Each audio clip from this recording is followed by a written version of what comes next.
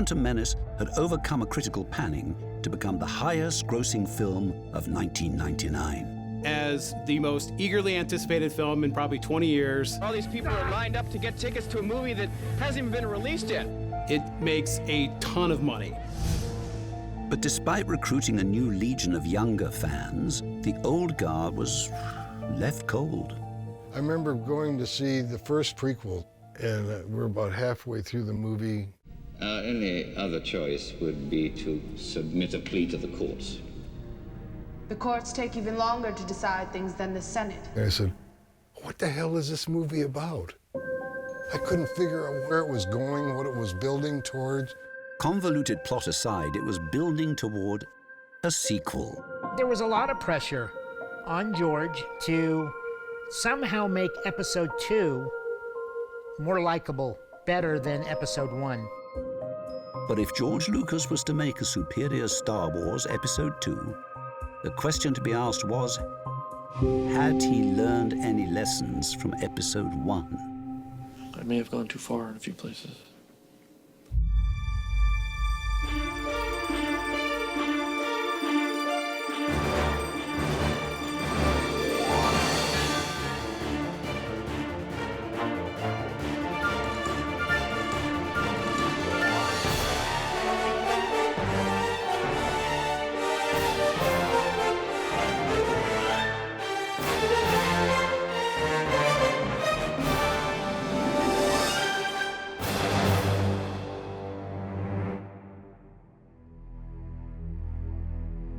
George Lucas began work on Star Wars Episode 2 in the wake of its predecessor's mixed reception.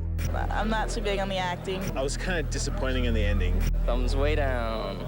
Not even his juggernaut merchandising machine hit the mark. It was too much product, too quickly, with too much confidence that just anything would sell. The dark side. Especially if you like your coffee dark, I think yes, that's appropriate. Absolutely. Not a year later, those things were in the clearance bin. You know, you couldn't give away your Jar Jar figure. Believe me, I tried. Star Wars would need to pull itself out of the discount bin by pulling out all the stops. But could it be that the prequels were missing something? Or rather, someone? He did have Marcia with him, and Marcia warmed everything up. None of the prequels would benefit from the deft touch of the woman who helped craft the original Star Wars. By the time you get to the prequel trilogy, Lucas is working more on his own than he probably ever had been. Secluded and cut off from the film industry in his Northern California ranch. I think he was working in a bubble in which he's not getting maybe a lot of feedback to see how things are playing. Finally glad to be working on my own again. But George's preference for this solitary autonomy should come as no surprise. On the first 3 extraordinarily successful movies, George had still laid blame on his various collaborators, especially his producer, Gary Kurtz. He was not reporting the figures. Because of that, George never forgave him. However, it seemed that if the Phantom Menace was anyone's fault, it was probably Jar Jar's. Which is why Lucas was more than happy to welcome producer Rick McCallum back with open arms. McCallum's an incredibly competent producer, really great at what he does. Filled the Kurtz role for Lucas, but in a different way. Kurtz was willing to push back.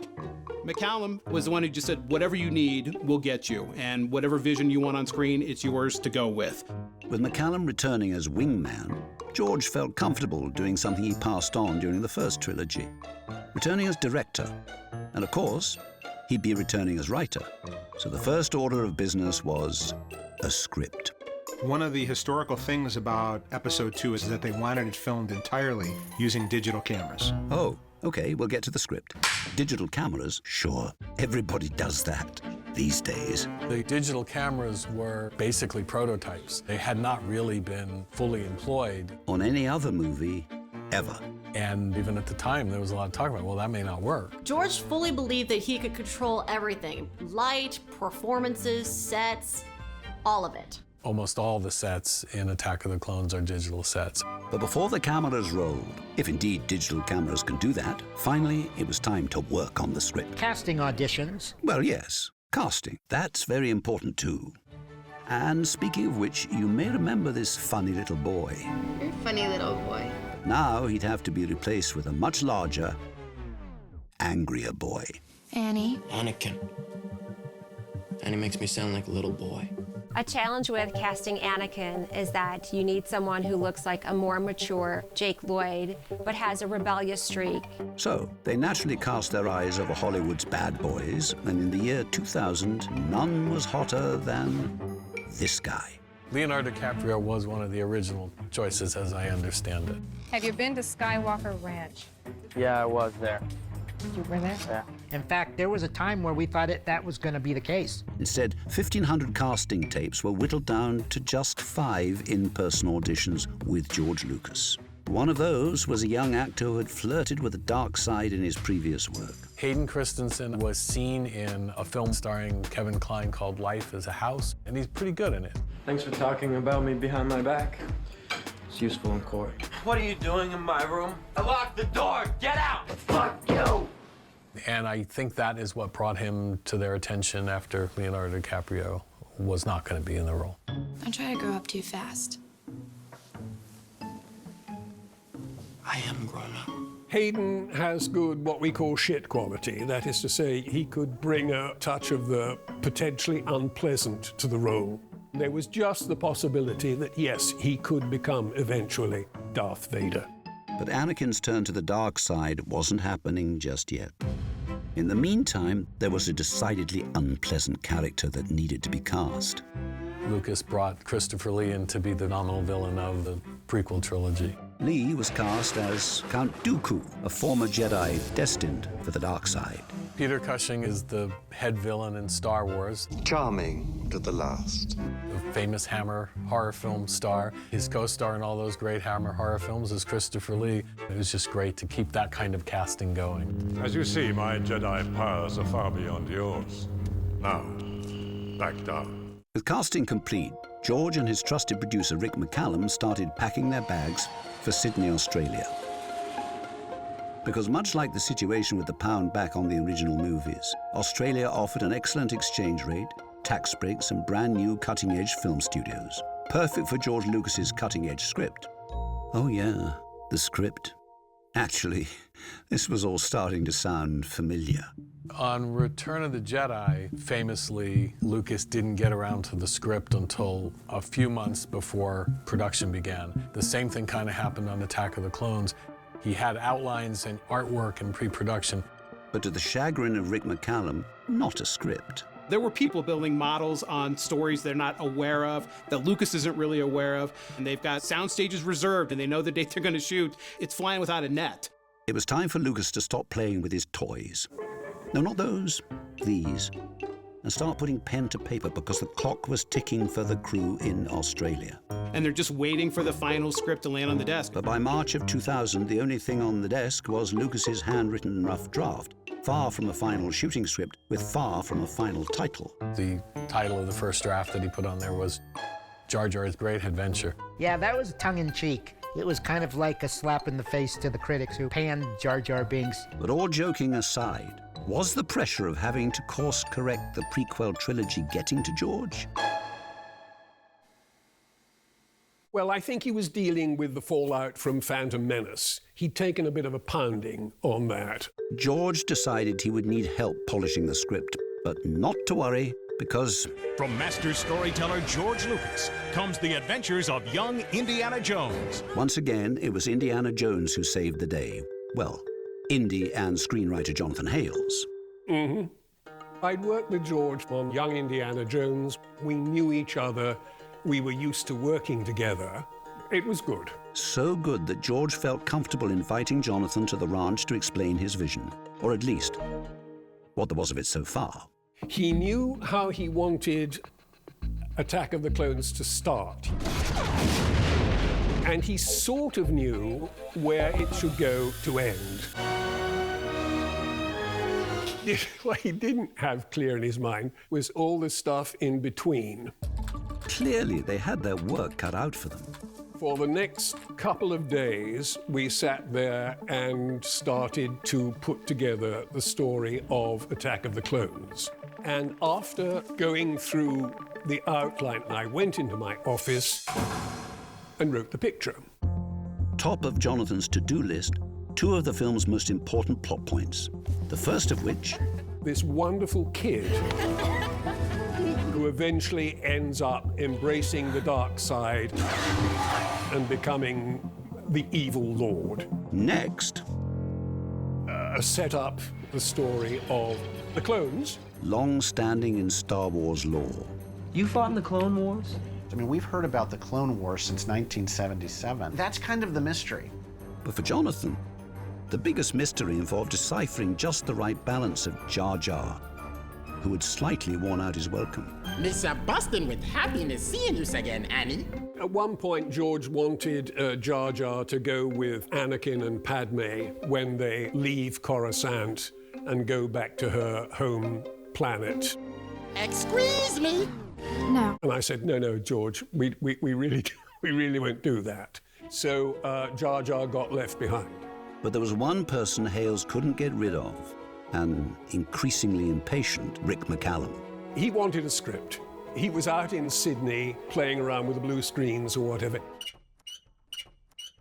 And I would get little messages and so on and so forth. But little messages aren't something you want from a man like Rick McCallum.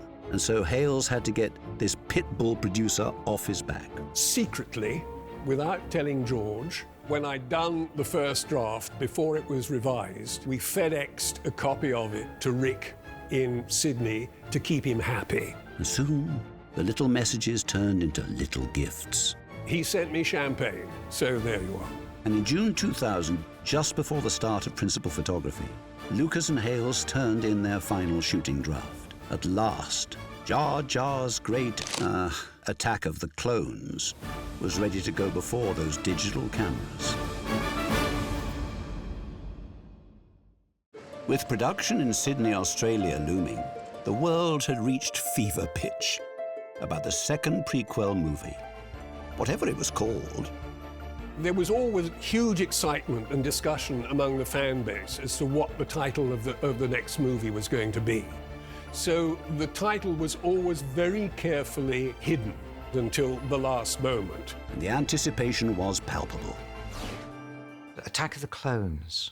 Yeah, these wacky titles, you know. Well, palpable excitement is relative. For some, this wasn't their first rodeo. I knew you would return. I knew it. I have to say, when I read the script in my hotel room and saw the role of 3PO in this, I actually threw it into the corner of the suite.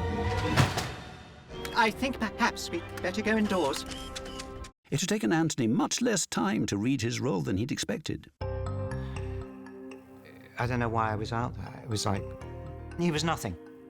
Just 10 scenes featured the affable golden droid that had proved so golden for the man who gave him a voice. And it hurt, not from ego, but almost from a brotherly worry about my friend. He's too good to do nothing. You know, why insult him by don't invite him at all if this is the crap you're going to give him to do.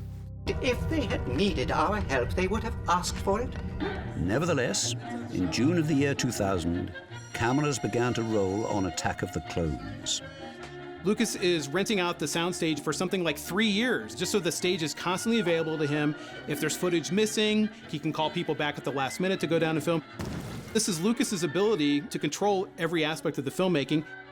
It seemed that now more than ever, George had control of everything. The once essential old-school ILM team were now replaced with a computer graphics-based ILM. And even his disdain for directing actors could be eradicated. Well, it's like getting a performance out of a regular actor. It's just, it takes a lot longer to get there. Even for everyone's favorite green Jedi Master, the old ways were being ripped up. And Yoda himself would be ripped. Such an innocent little thing. And finally, what Irvin Kershner had envisaged back on The Empire Strikes Back, he wanted Yoda to be leaping from here to there, was now, after more than 20 years, achievable. Yoda had to go from being a puppet to a CGI character because he needed to do all those sick backflips. In the script, all it says is Yoda fights, and they let the animators and the creatives go for it. It was a huge challenge to make that character go through those motions and yet keep that realistic. Well, you have. And even though The Phantom Menace might have steered George away from going all in on digital, he did it anyway. Great. Already? That's a struggle. There was nothing George couldn't achieve this way. What he was dreaming up was a digital solution to every problem. On Attack of the Clones, there was a feeling that there wasn't enough action at one point in the movie.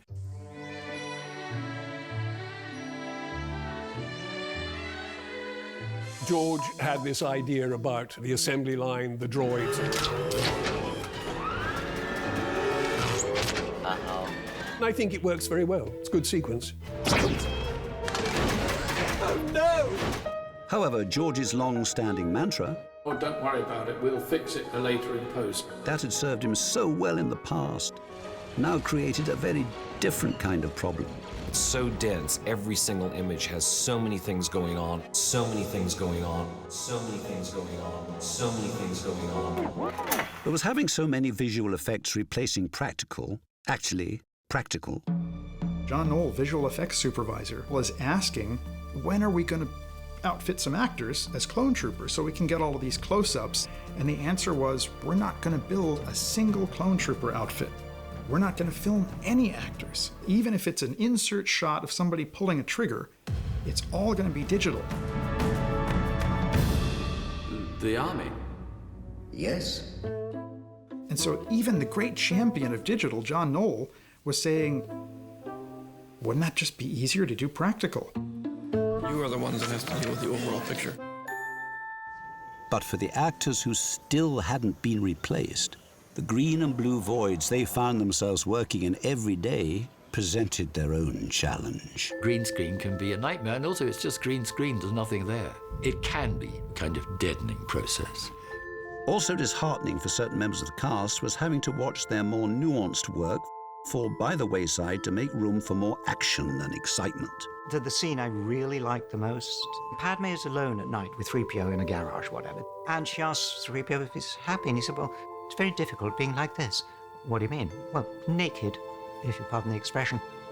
You suddenly saw this terrible pathos of a character who is walking around totally naked.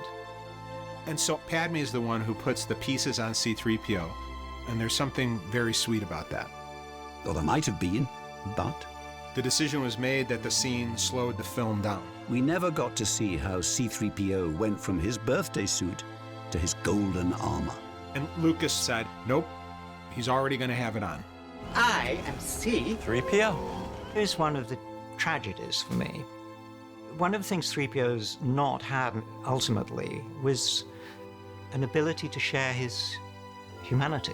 Which it seemed there wasn't much room for in this very heavily digital movie. Sometimes the computer graphics take over too much. It's a very dangerous thing to do because it's about storytelling. That's what the movie's doing. And if you lose sight of the story, you could find yourself in trouble. Question, are you feeling the Force yet? Attack of the Clones was released in May of 2002. The movie cost $115 million and earned it over $650 million. But despite the numbers, by Star Wars standards, this was a disappointment. It did open to a strong presence. These are my people.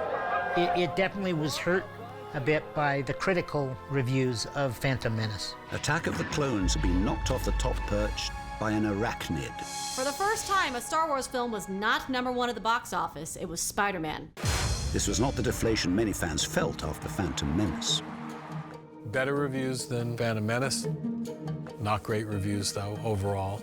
It has too many climaxes. It has the big battle in the arena. Die, Jedi dogs! Which goes to the chase across the desert. It's Dooku! And then there's another lightsaber duel with Count Dooku. And Yoda shows his stuff in that sequence. And I think some people love that. Some people maybe wish there was a little less of it. In the dizzying array of digital artistry, the drama and intensity of Star Wars seemed to have fallen through George Lucas's hands like sand. I don't like sand. It's coarse and rough and irritating, and it gets everywhere. I hate it. It gets everywhere. It was arguably the worst line in the franchise. I shouldn't have done that. Regardless, the film had its fans. I think most people consider it a better film than Phantom Menace. Like a pilot headed towards a mountain, George had managed to pull up at the last possible moment, but the bad news was that he was still miles from the heights of the original trilogy. Still, he had one more shot to clear those peaks, and he'd be doing it once again in Sydney. Warm weather, pleasant people, and the same cutting-edge film studio at his disposal. Ideal working conditions for George. Making the trilogies, especially between 2 and 3, is kind of like just continuous production. Unfortunately, the thing George was most in love with was what many people didn't love at all. There was just too much CGI. It took away from the narrative and the heart of the story. But love is blind, as they say. I think he really falls in love with that tech to the detriment of everything else, to the detriment of the story. For Marcia, the prequels were a reminder of what the original trilogy managed to never lose sight of. Movies and film are about storytelling. It has to work. The performances have to work, the story has to work, the exposition has to be told. And even the guy who wrote the story wasn't convinced. I thought it was too long. I thought there was occasionally an over-reliance on special effects, and I was disappointed with Obi-Wan Kenobi. What? More specifically, Ewan McGregor's performance of the Great Jedi. Curious. I don't think he had a great deal of respect for what he was doing. You're sweating. Relax. And sometimes in the movie, he can hardly keep the sneer off his face. It's a very lazy performance. He phones it in. Patience. Use the Force. That if he had brought 1/4 of the commitment and the wit that, say, Harrison brings to his performance in the others. Well, that's the real trick, isn't it? It would have made a huge amount of difference, but he doesn't.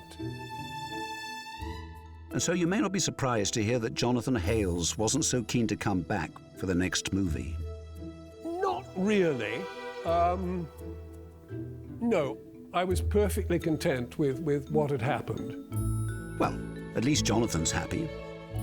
So now George set his sights on everybody else, starting with Anthony Daniels, who would be back again. There've been so many. Yeah, Revenge of the Sith. Here we go. This is where the fun begins. Pause a minute. What happened in it? Well, that would be for George and a new screenwriter to work out. And on that front, it would be... George Lucas wrote the screenplay for Revenge of the Sith. George Lucas himself. Having written A New Hope, George would now bookend the franchise as the sole writer-director on the final film.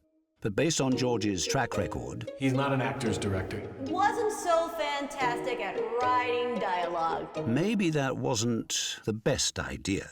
I agree. Bad idea. Rick McCallum, love him or hate him, if you look at the prequels, it's clear he's not what George Lucas needed, which was somebody who could tell him no, or that this isn't good. The thing you need as a filmmaker is not someone who says, gosh, you're so brilliant, gosh, this is going to be so great, aren't you a genius? Who says, this isn't working. Rethink this. That's the voice you need. And so with now off the table, Rick and George set about making the third film in the prequel trilogy. And action!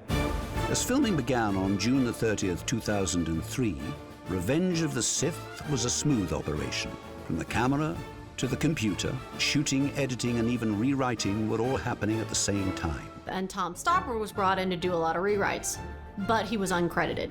Not on Indiana Jones and The Last Crusade, And the Oscar goes to or Shakespeare in Love, Tom Stoppard for Shakespeare in Love. for which he won an Oscar. Thanks. Technology allows you to keep changing things and coming up with so many different variations of things. That gives him the luxury of making the movie the way he wants to make it. If other filmmakers think that's crazy, he didn't care. This is the way he was going to work it. That's it. Match it. Match it. That's exactly what we want.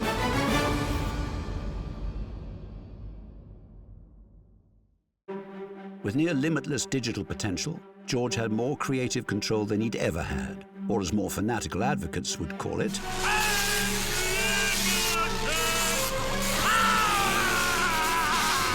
he was still trying to create new stuff. His imagination is really working overtime, like new environments, new creatures, new ideas. He's always trying to do something new. First of all, he really took miniatures out of the picture, which had been the bread and butter of the original Star Wars films. And, you know, all the spaceships, things like that, were computer generated. You know, I get it. You know, George was always very supportive of technological changes, and he would embrace them, I think, even to the point of, you know, this stuff doesn't actually look very good. You know? And this time, George was determined to get it right. Enter all-digital General Grievous. A character first seen in 2003's animated series, The Clone Wars. General Grievous was brought in as our new adversary, our new super soldier villain. Grievous was no Jar Jar, but like George's other digital inventions, he was hard to work out. General Grievous is one of those characters that I still can't quite figure out. He's asthmatic, I guess. And he's got like an organic heart, but then he's a robot. I never quite got that. But with general grievances about going overboard with digital and subsequent criticism, there was still a little room in Revenge of the Sith for more traditional analog filmmaking techniques. My name is Dave Elsey, and I was in charge of the creature workshop on Revenge of the Sith. It fell on Dave to create creatures not with pixels, but with paint and prosthetics. I think that something transformative happens when you put people into those makeups and they see the character in the mirror. I think it's better without. Yeah, so do I. That's not something you get by putting dots on someone's face and going, well, it'll be fine in the end. Makeup artist Nikki Gooley was also trying to bring a sense of naturalism to the film. They're filming in an environment that might have had one prop or a little bit of furniture or something. So I really wanted them to look a part of the environment rather than look like they were a couple of actors sitting on a stage. In order to do that, I tried to make their skin tones and their skin textures as real as possible. To me, it's like a good costume, a fantastic set, a great prop, or any other thing, really, raises the excitement level of everybody involved, the crew, of the actors, everybody. Well, one excited actor would be absolutely caked in makeup. The Emperor's not going to be digital. He was a guy in makeup, he's going to be a guy in makeup again. I heard George say, hey, great nose. You couldn't replace what Ian McDiarmid was doing as the Emperor. Once more, the Sith will rule the galaxy. Watching Ian McDiarmid suborning Anakin and thinking, gosh, this is a real actor. This is beautiful. This is unusual. Is it possible to learn this power? Not from a Jedi. Sorry, terrible impersonation. Ian McDiarmid turned in a performance worthy of the stage. Speaking of which... One of the scenes is the opera scene. Yes, it was originally another desk scene. Chancellor. And George said, I think we need something different for this scene. And he had this idea. And he said, you'll appreciate this, Ian. He knew I was a man of the theatre actor. They're in the theatre, they're watching something. I don't think we need to change the dialogue. I think it'll probably make sense. And I said, okay, well, what are they watching? He said, oh, I don't know, the Squid Ballet or something. I said, Squid Ballet.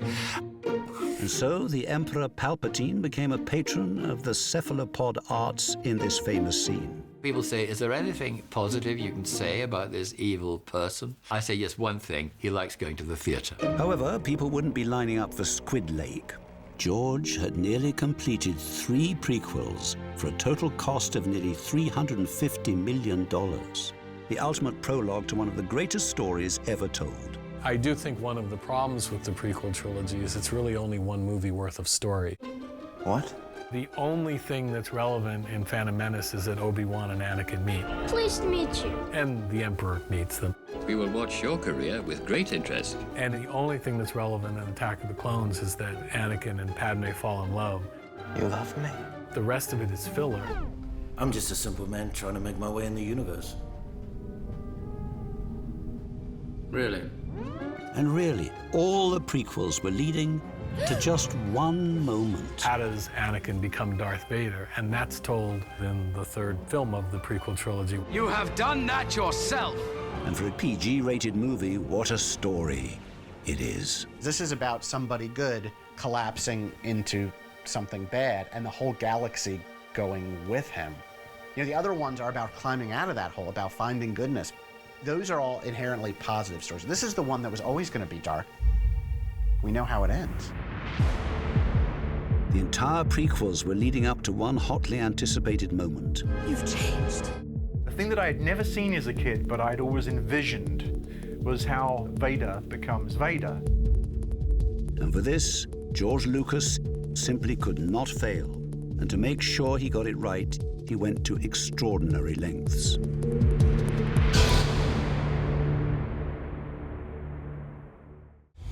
Revenge of the Sith was in some ways the revenge of George Lucas toward his many doubters. It finally delivered on the moment all fans have been waiting for. A moment so important that George Lucas asked his pal Steven Spielberg for help. Steven Spielberg plays a role behind the scenes as a kind of almost second unit director. And Steven Spielberg wanted to learn how to use this new technology using the computer. You underestimate my power! The climax of Revenge of the Sith is the lightsaber battle between Obi-Wan and Anakin. Lending his talents to this crucial scene, Spielberg worked with Lucas to design a lot of the shots and a lot of the way the whole thing was going to go, the choreography. He was an integral part of designing that entire sequence. It was just like the good old days. That's what those guys always used to do way back in the beginning. They would all help on each other's movies. In the safe hands of none other than Steven Spielberg, this exciting sequence is one of the best in the prequels. But gee, it does get dark quick. Or should we say PG? A problem for the makeup artist, Dave Elsey. George says, oh, remember, a lot of kids are going to see this, so this should be like a PG burn. That raised an obvious question. What's a PG burn? What does that mean? But he's just fallen in a pit of lava. How are we going to do this? And he goes, yeah, you're right. Okay, you do whatever you're going to do and it'll be a different rating then. And I was like, okay, they're going to change the rating because of what I'm doing? Yep. That's how Revenge of the Sith became the first Star Wars film to receive a PG-13 rating. People forget just how gory Star Wars can become.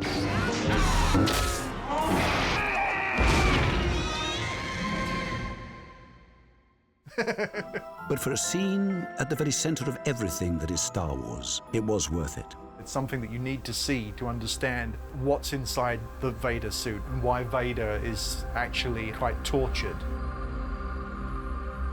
The birth of Darth Vader had delivered Star Wars back to its beginnings, as the prequel trilogy finally dovetailed with the original films. I mean, that's the moment the door slammed shut. Well, when the movie opened May the 15th, 2005, Revenge of the Sith grossed $850 million worldwide. It's the film that I think holds up the best. It's the one that makes the most sense. It's the one that I think is the most dramatically sound. But you still do get the Vader no at the very end, unfortunately. Regardless, there was no doubt that Revenge of the Sith was, for both new fans and old ones, finally delivering on elements of the Star Wars story that audiences had been waiting for. But as Revenge of the Sith graced screens around the world, George Lucas had found himself in an altogether different scenario. He had no more Star Wars to make. As the dust settled, the world now had 6 Star Wars movies and one George Lucas to thank for them. With the original trilogy, George had moved the entire entertainment industry forward. And with the prequels, well, he kind of did it again. Lucas is a visionary. He saw the future and made it happen. Everything he did on the prequel trilogy in terms of its production is now standard. A lot of people talked about things for years. He actually put it all into practice. Everything we do with this stuff now started with George Lucas.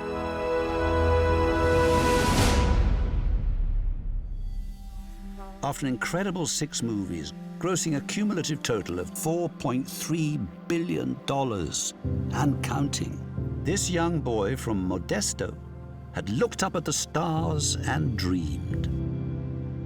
But that's where the comparison to Luke Skywalker ends, because George Lucas didn't harness the Force. George Lucas is the Force. If you think about it, if George had stopped with The Return of the Jedi, he would have just become an 80s cultural phenomenon. But that's not who George Lucas is. He is a businessman, he is a torture director, he's an ex-husband, a father, and a son that had something to prove to his father, and he proved it. Having achieved what he set out to do, Own your own business. Don't work for other people. the question was, what next for George? George always said to me, I will never, ever sell my company. I will never, ever put my company on the stock market. I'm a success. I made all this money. I will never, ever give up my company. And guess what?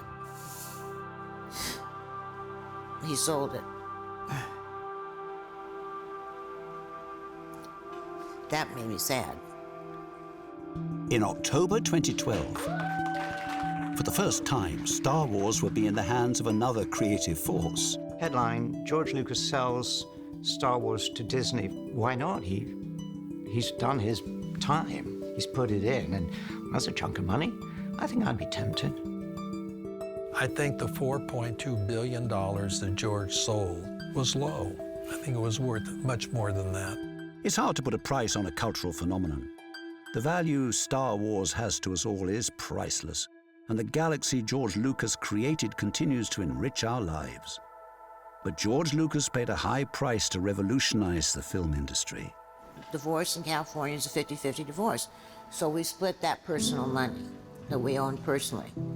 When it came to the business, the company had to be appraised.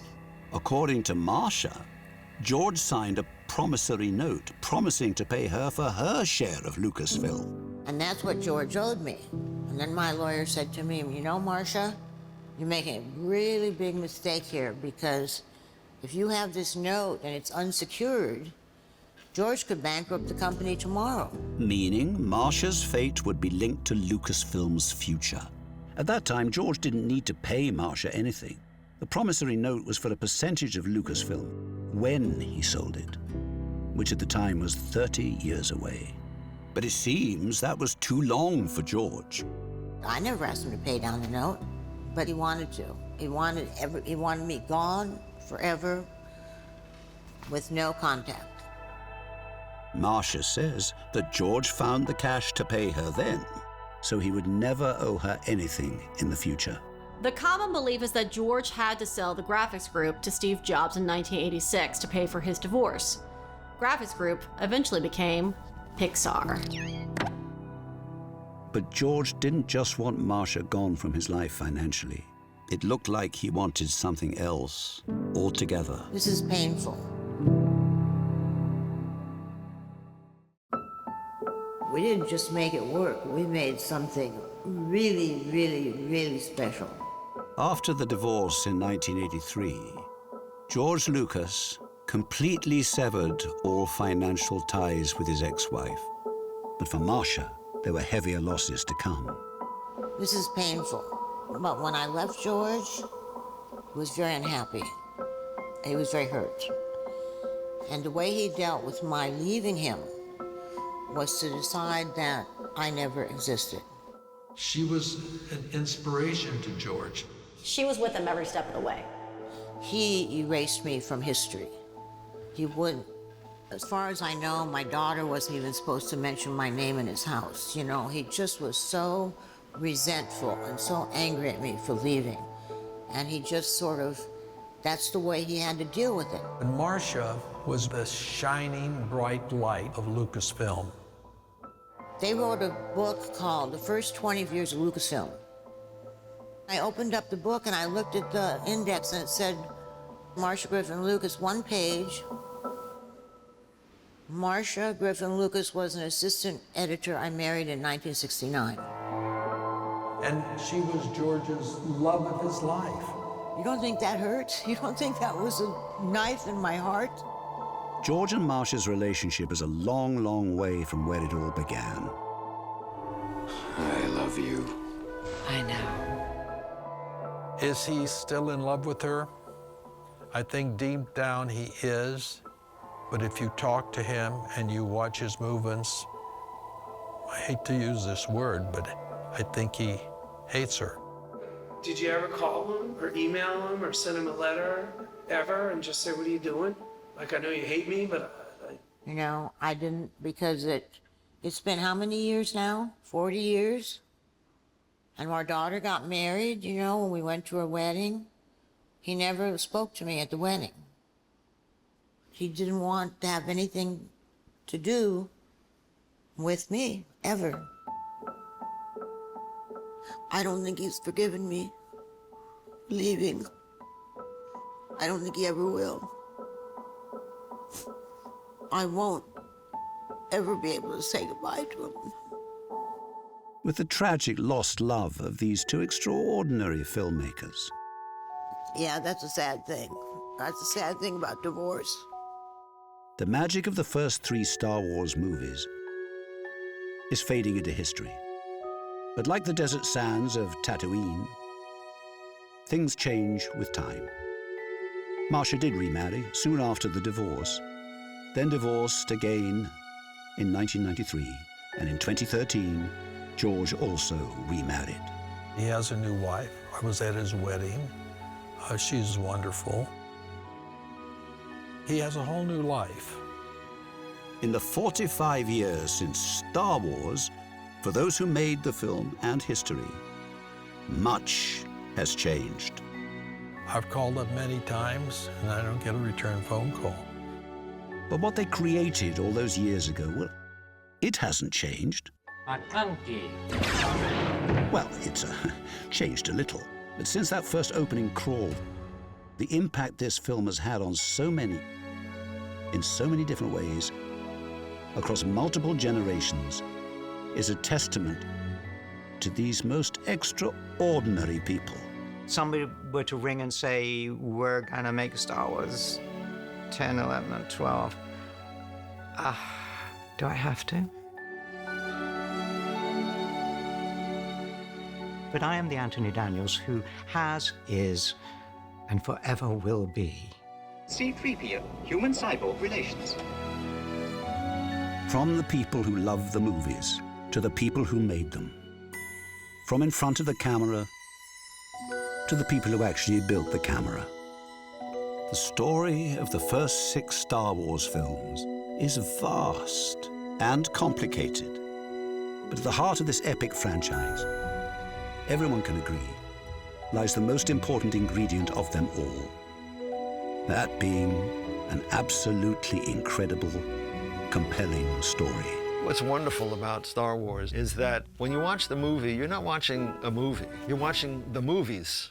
Because Star Wars incorporates all the genres, the films that we've loved through our whole lives. Western saloon, there's the Indians on the ridge watching the stagecoach go by, and the World War II fighter pilot films, and Robin Hood fighting sword fights in the castle and swinging across moats. It's fresh, but it's familiar at the same time.